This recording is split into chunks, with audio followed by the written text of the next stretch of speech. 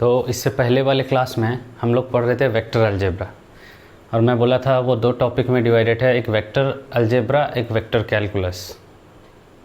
और vector algebra में हम लोग ये पढ़ रहे थे what are vectors and why we need them, ये कवर कर चुके हैं हम लोग पहले लेक्चर्स में।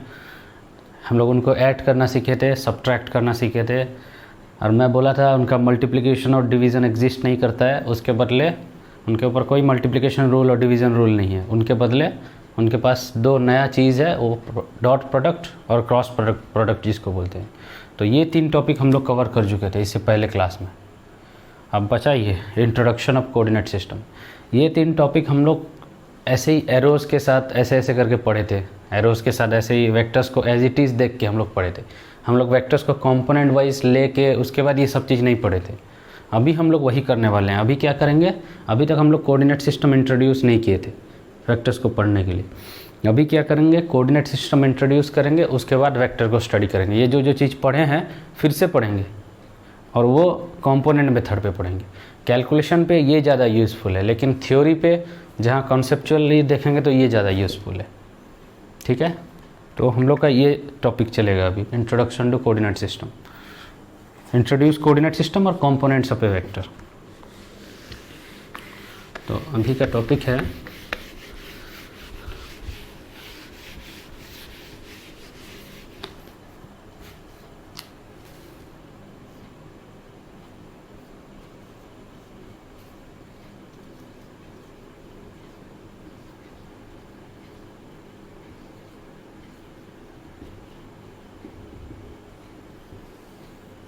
हाँ, तो अभी हम लोग कोऑर्डिनेट सिस्टम इंट्रोड्यूस करना चाहेंगे। मैं आपको बताया था पिछले क्लास में, वेक्टर को सोचिए एरो टाइप का चीज़ें, ऐसे एरो, ये एक वेक्टर है एरो, जिसका एक डायरेक्शन है और एक मैग्नीट्यूड है, और जो ट्रायंगल लॉ ऑफ एडिशन को फॉलो करता है, और ये वेक्टर।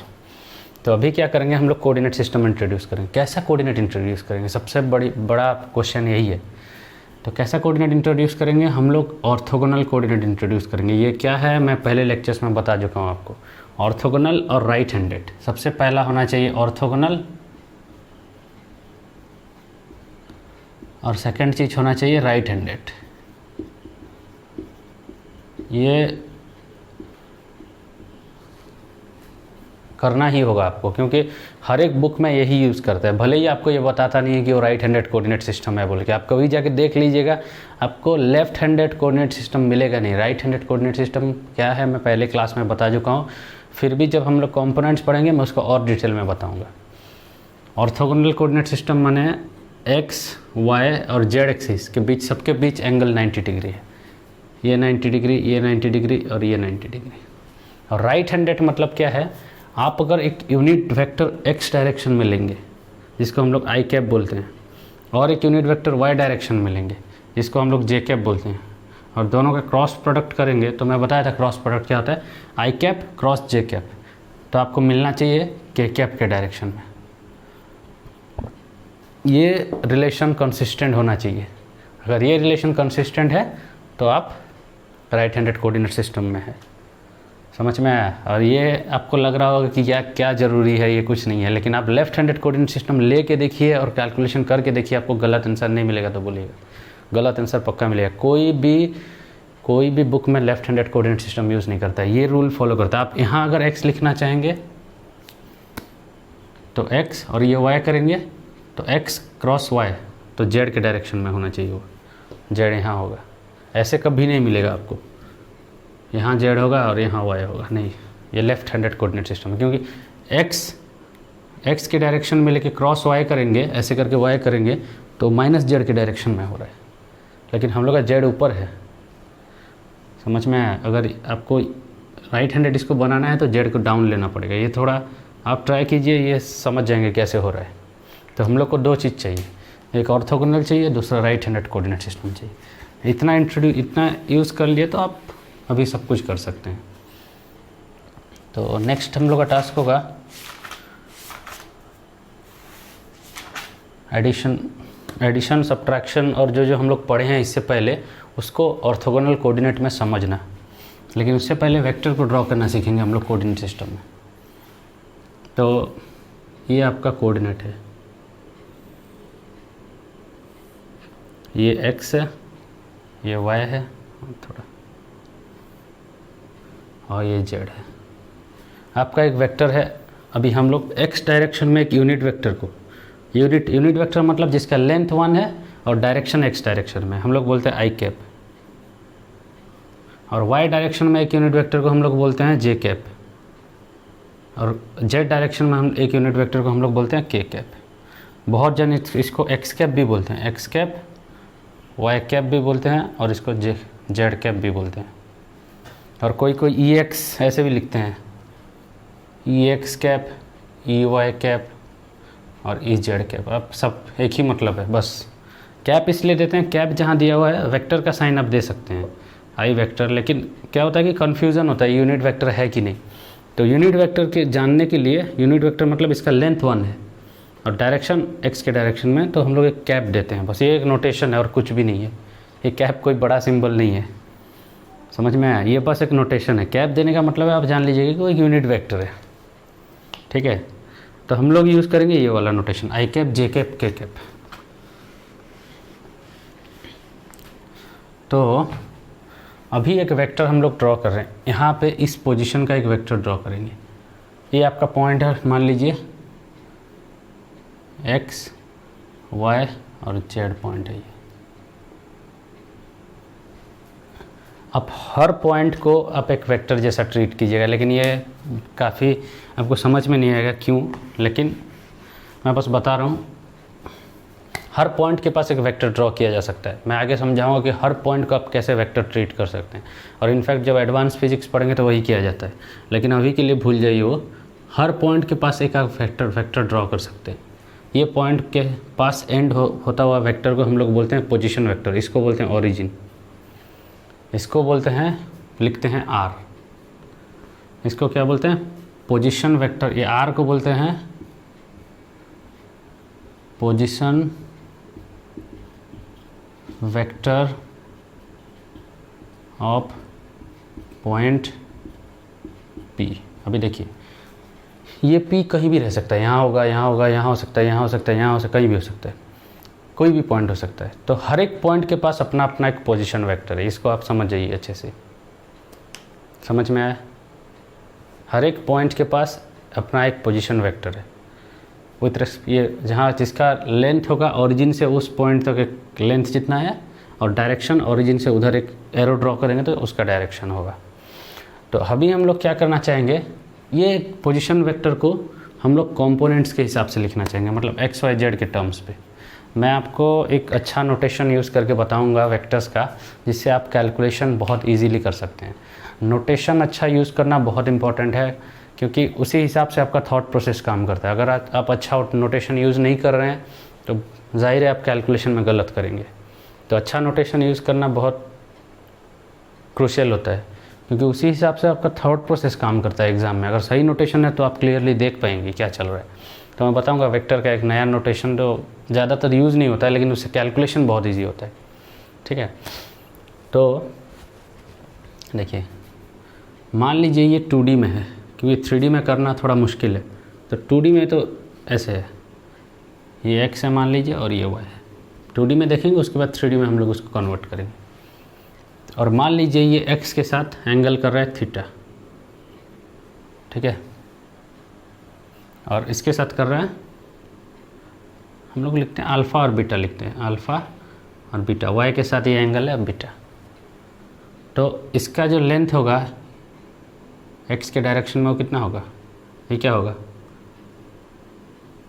r cos alpha.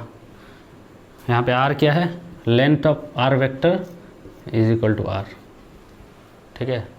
और ये क्या होगा, r sin alpha, sorry r cos of beta. समझ में आया? ये कुछ बेसिक अलजेब्रा है। तो आप r वेक्टर को क्या लिख सकते हैं, r vector can be written as r cos alpha in the direction of i cap. इतना कंपोनेंट आई कैप के डायरेक्शन में है, plus r cos beta along j cap, ऐसे लिख सकते हैं। इसमें कुछ तो डाउट नहीं होगा।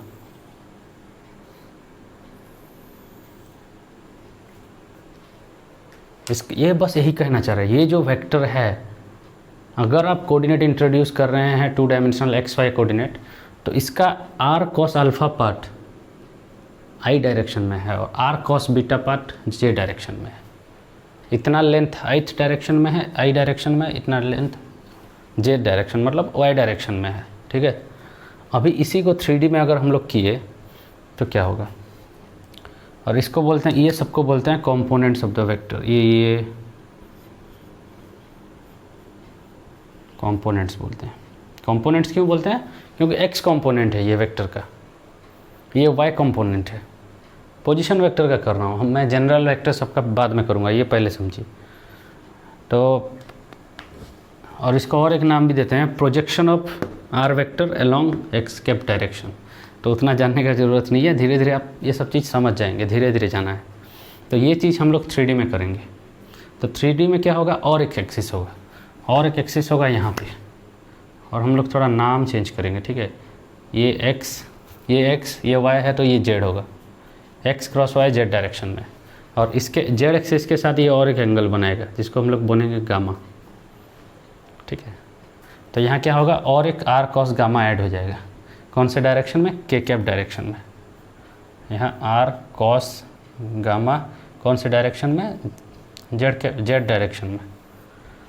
तो इसको बोलते हैं प्रोजेक्शन, इसको बोलते हैं components, x component, y component, z component. तो अभी इसको कैसे समझना है, चलिए अभी ये चीज़ तो आपको फील नहीं आ रहा होगा ये क्या है, आप बस ट्रिग्नोमेट्री कर रहे हैं। तो अभी मैं जो करने वाला हूँ वो सब चीज़ क्लियर कर देगा। अभी तक आपको अगर समझ में नहीं भी आया तो देखिए,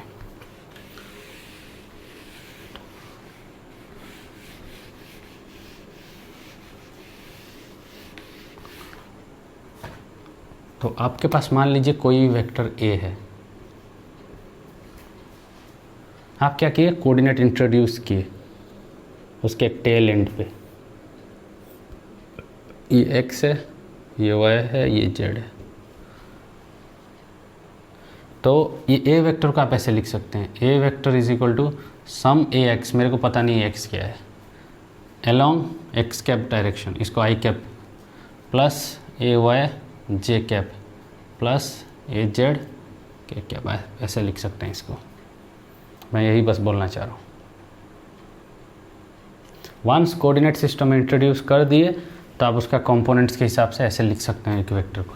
मान लीजिए यहाँ और एक वेक्टर है, ये वेक्टर है b को भी आप ऐसे लिख सकते हैं, b is equal to some component along x direction, जिसको bx along i cap, plus some component along j cap direction, plus some component along k cap direction. समझ में आया? तो हम लोग इसको स्टैंडर्ड नोटेशन एक यूज़ करते हैं। इतना हमेशा आई कैप, जे कैप, के कैप कौन लिखता है? तो इसको आप ऐसे लिख सकते हैं, ए वेक्टर इज इक्वल टू, ऐसे एक ब्रैकेट, या जी bracket, A x, a Y, ये कॉमा नहीं है, ए जेड, आप कॉमा भी दे सकते हैं ताकि ये मल्टीप्लाई जैसे नहीं दिखे, ये एक ब्रैकेट। और बी वेक्टर को आप लिख सकते हैं b x, b y, b z. भले ही लग रहा होगा इतना सा लिख देने से क्या होगा, b x, b y, b z मतलब ये है उसका एक्स कंपोनेंट, ये वाई कंपोनेंट, ये जेड कंपोनेंट। पहला वाला ये भले ही पहले जगह ऐसे लिख सकते हैं कि वेक्टर अगर 2, 3, 4 होगा तो मान लीजिए यहाँ 2, 3, 4 लिखा हुआ है, तो इसका मतलब ये इस वेक्टर का एक्स कंपोनेंट है, ये वाई कंपोनेंट है सेकंड वाला, ये जेड कंपोनेंट है। ये पैटर्न को चेंज मत कीजिएगा, यहाँ इसको वाई, इसको एक्स ऐसे नहीं बोलेगा। जो सबसे पहला है वो एक्स है, सेकेंड वाला वाई है, और थर्ड वाला जेड है, तभी जाके। और ये एक छोटा सा नोटेशन बस है और कुछ भी नहीं है, लेकिन ये आपका अलजेब्रा को बहुत सिंपल कर देता है और क्लियरली आपको देख पाते हैं। मैं जब डॉट प्रोडक्ट, क्रॉस प्रोडक्ट करेंगे तो आप समझ में आएगा। ठीक है, तो ऐसे लिख सकते हैं, लिखते हैं मैथमेटिक्स में। ठीक है, तो अभी हम लोग सब वेक्टर्स जो प्रॉपर्टीज़ पढ़े थे, एडिशन करना, ये सब करना, ये सब इसमें देखेंगे कोऑर्डिनेट सिस्टम में क्या होता है। ये 2 वेक्टर है मान लीजिए, इन्हीं को ऐड करना है हम लोग को। तो ये आपका ए वेक्टर मान लीजिए ए एक्स आई कैप प्लस ए वाई जे कैप। देखिए कितना लिखना पड़ रहा है, वो नोटेशन में कितना इजीली हो जाएगा। और बी वेक्टर है आपका बी एक्स आई कैप प्लस बी वाई जे कैप प्लस बी जेड के कैप। अभी दोनों को ऐड करने की कोशिश करेंगे। कैसे ऐड होगा, ए वेक्टर प्लस बी वेक्टर, ये होगा, सबका अपना अपना कंपोनेंट ऐड कर दीजिए। तो ये ए एक्स प्लस बी एक्स आई कैप प्लस ए वाई प्लस बी वाई जे कैप प्लस ए जेड प्लस बी जेड के कैप। माने ये जब ऐड करेंगे तो बस कंपोनेंट सबको अपना अपना कंपोनेंट्स को ऐड कर दीजिए, वही होगा। ये हम लोग का, ये देखिए कितना लिखना पड़ रहा है, आपको लग नहीं रहा है, अगर आप साथ में लिख रहे हैं तब पता चल रहा होगा क्या कर रहा हूँ मैं। अपना नोटेशन में देखिए, ये ए वेक्टर है, कितना कम लिखना पड़ रहा है, a x a y a z, और आपका बी वेक्टर है b x b y b z. तो ए प्लस बी क्या होगा, एक नया वेक्टर होगा जिसका एक्स कंपोनेंट क्या होगा, ये दोनों का ऐड, ए एक्स प्लस बी एक्स। इसका वाई कंपोनेंट क्या होगा, ए वाई प्लस बी वाई, और जिसका जेड कंपोनेंट क्या होगा, ए जेड प्लस बी जेड। देखिए अपना नोटेशन में ये कितना इजी है। और अगर आपको माइनस करना है तो ए माइनस बी कितना होगा, यहाँ पे खाली माइनस डाल दीजिए, जहाँ जहाँ प्लस है माइनस डाल दीजिए, ए माइनस बी यहाँ माइनस होगा खाली, बस इतना ही। तो ये प्लस माइनस में कुछ नहीं है, कंपोनेंट्स मैंने इंट्रोड्यूस कर दिया, कंपोनेंट सबको ये ऐड करना है बस, उतना और कुछ है नहीं। तो इससे आगे हम लोग डॉट प्रोडक्ट और क्रॉस प्रोडक्ट पढ़ेंगे, ठीक है।